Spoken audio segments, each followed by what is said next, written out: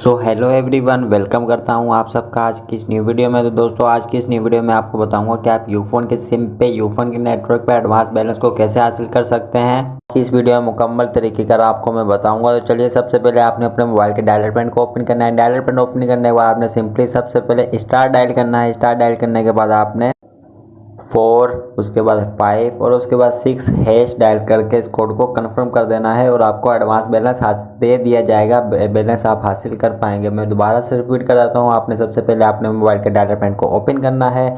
उसके बाद star 4 5 6 hash dial करके इस कोड को अप्लाई कर देना है और आपको एडवांस बैलेंस दे दिया जाएगा।